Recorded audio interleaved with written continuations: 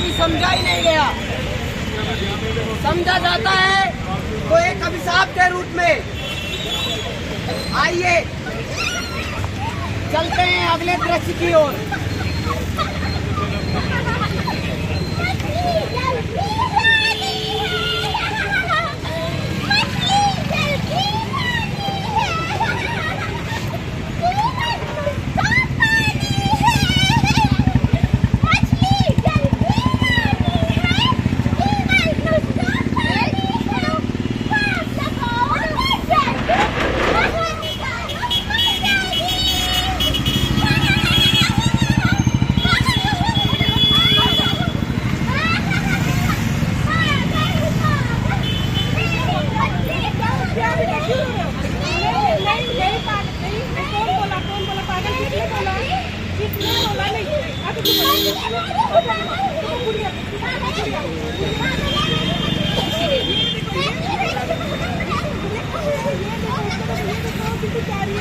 किसने बाहर निकाला घर से?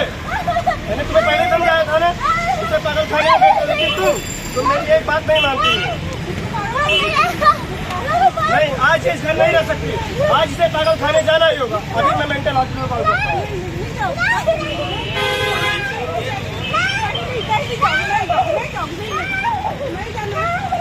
चलो जाने दो इसे अपनी जगह पागल खाने है। चलो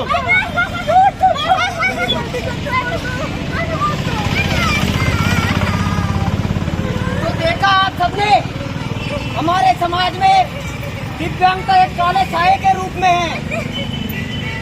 एक काले साये के रूप में है। हमारा समाज इन दिव्यांगों को समझता ही नहीं है। हमारे समाज में बौद्धिक दिव्यांगता से ग्रसित लाडो, जिसकी सही जगह क्या ये है? ये पागल खाना सही जगह है? आप बताइए, क्या लाडो की सही जगह ये पागल खाना है? इनके परिवार वाले ये बात कभी समझ ही नहीं पाते। इनके इलाज की अज्ञानता होने के कारण इनके घर वाले ये बात कभी समझ ही नहीं पाते कि इनका इलाज भी संभव है। मैं पूछना चाहता हूँ आप सबसे, क्या लाडो की ये सही जगह है पागल खाना? नहीं। तो देखिए अगले दृश्य की ओर।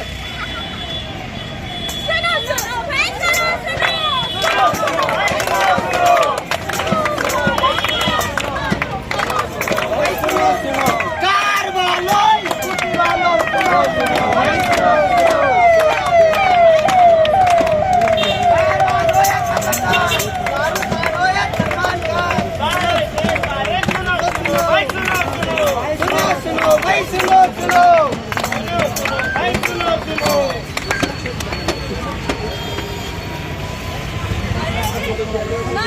कॉलेज में एक गंदी लड़की आ रही है, क्या पता बहरी भी हो। चलो मैं कॉलेज वालों को बताती हूँ, उसका मजा लेती हूँ। अरे पता है इसको, कॉलेज में गंदी लड़की आई है।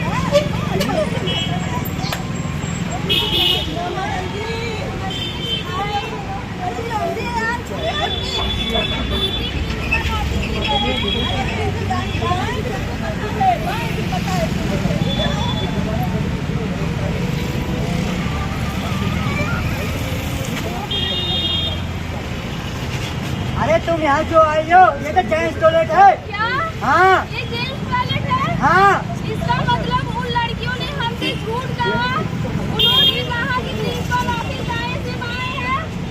हम दिव्यांग हैं, इसका मतलब क्या? मेरा क्या कसूर है इसमें? क्या गलती है मेरी? आप सबको पता है, आप सभी लोग ये जानते हैं क्या? हम दिव्यांग लोगों को समाज की किन कठिनाइयों का सामना करना पड़ता है। आप लोग ये जानते ही हैं। उन्होंने हमसे दिव्यांग बोला, उन्होंने हमको लखान दी हूँ मैं।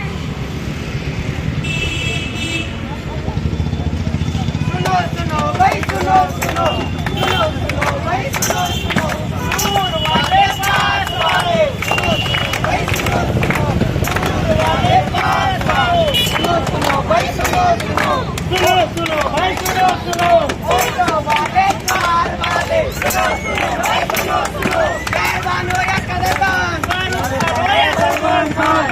सुनो भाई, सुनो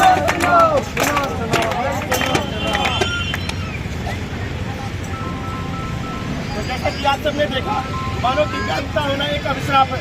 इस समाज में दिव्यांगों को एक समान अधिकार देने का कार्य हमारी सरकार कर रही है। उसके बाद भी लोग आज भी दिव्यांगता को इस कदर से देखते हैं जैसे उन्हें एक बुरी नजरों के काले साए के रूप में देखा जा रहा है। जैसे कि इस दृश्य में आपने देखा, एक दृष्टिबाधित लड़की जिसे गलत रास्ता बताया गया और उसे मजाक बनाया गया। उस लड़की के लिए सिर्फ यह एक मजाक ही नहीं, बल्कि उसके जीवन के, उसके हृदय में, उसके मन के भावों में वो आघात पहुंचा, जिससे वह कभी भी इस समाज में एक दूसरे के साथ चलने के लिए तत्पर नहीं रह सकती। वह कभी कभी अपने आप में मनों में उदास होकर वो अपने आप को क्षति पहुंचाने की भी कोशिश कर सकती है।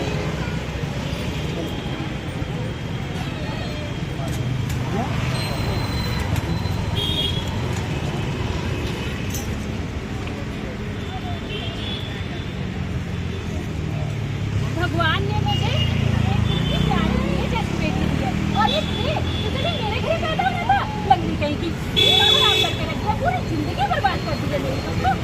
मम्मी मैं तो पहले ही कहती थी, अरे दिक्कत पैरों में है ना, मैडम का दिमाग तो बड़ा अच्छा काम करता है। लंगड़ी कहीं दोस्तों में तो इतनी बेइज्जती करा दी है मेरी, जहाँ देखो लंगड़ी पहुंच जाती है। लंगड़ी कहीं की मम्मा इसे तो कहीं छोड़ ही आओ, हमारे घर आ गई है।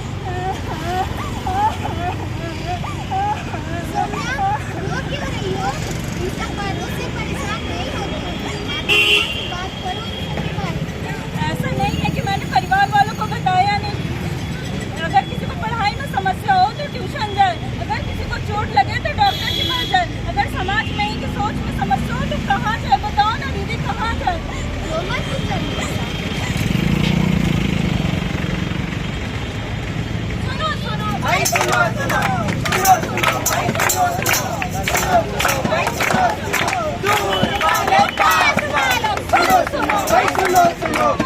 ऑटो वाले, कार वाले,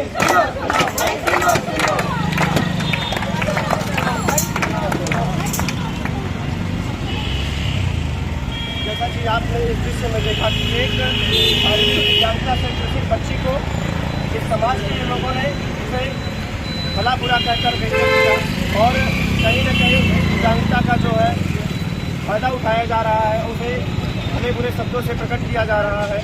इस समाज में दिव्यांगों को वो अवसर नहीं मिल पा रहा है जो हम देना चाहते हैं, हमारी सरकार देना चाहती है। तो कहीं ना कहीं इसमें पिछड़ापन है। इसे एक समाज रूप में लाने के लिए हमें उन्हें मुख्य धारा से जोड़ने के लिए अभी बहुत सारे कार्य करने बाकी हैं। आइए देखते हैं कुछ पार्ट अगली दृश्य।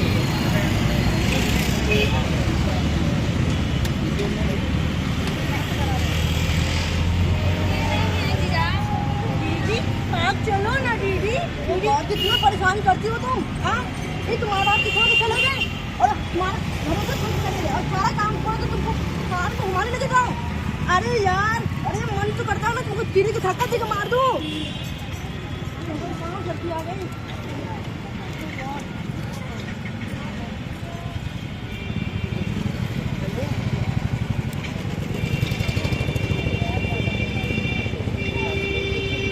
लड़की, ये तू क्या कर रही है? आप है कौन भैया? हम कोई भी हो, लेकिन तुम्हारा ये हक नहीं बनता कि तुम इसे बाहर से फेंक दो।